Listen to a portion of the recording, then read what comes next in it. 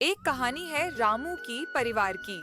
रामू पर जान छिड़कने वाली माँ पूजा और बेबी टीना और लड़का राहुल। इनका परिवार बहुत खुश था क्योंकि पूजा और टीना मिलकर कुल्फी बनाया करती थी और रामू उसे बेचा करता था। अरे कुल्फी, स्वादिष्ट कुल्फी, मलाई कुल्फी, केसर कुल्फी, पिस्ता कुल्फी। अरे कुल्फी वाले कुल्फी। अंकल एक मलाई कुल्फी दीजिए। ये लो बेटा, इसके 2 रुपए हुए। इसी प्रकार रामू दिन भर घूम घूम कर सारी कुल्फी या बेच दिया करता था।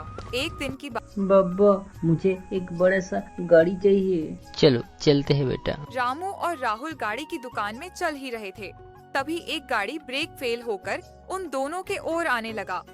रामू ने गाड़ी को देख लिया और राहुल को आगे धक्का दे दिया और गाड़ी ने रामू को ऊपर से चला गया और रामू को अस्पताल ले जाऊं गया।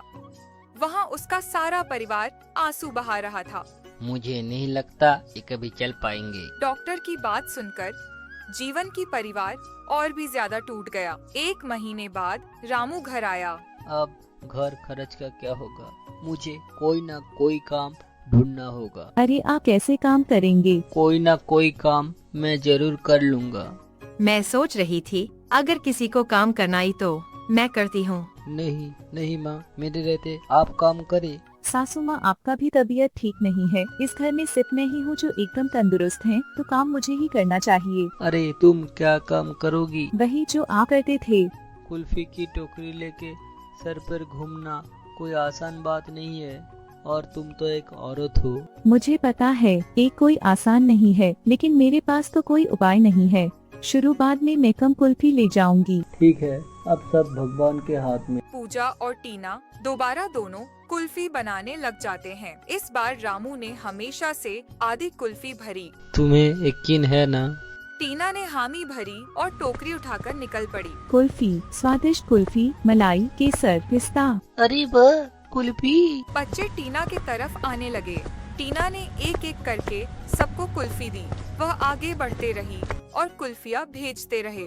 शाम तक उसकी पैरों में बहुत दर्द होने लगा था। अरे मेरे पैर बहुत दुख रहे हैं, न जाने ये कैसे करते थे। टीना चलते चलते घर पहुंची। सासू माँ है, लीजिए आज की पहली कमाई। पूजा ने वो पैसे भगवान के सामने रखी। आओ बैठो। टीना रामू की बगल में बैठी। रामू ने टीना के पैर अपने गोद पर रख दिया और दबाने लग गया। अरे अरे आप क्या कर रहे हो?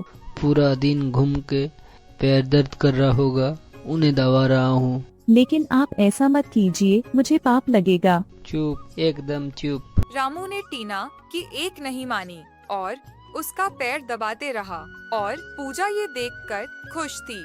आपकी बहुत बहुत धन्यवाद जो आपने मुझे ऐसे बहू बेटी दिए और मुसीबत के समय में एक दूसरे के हाथ थामे रहते हैं। फिर रोज टीना ने कुल्चने का सिलसिला जारी रखा और पूजा घर सामान्य लगे।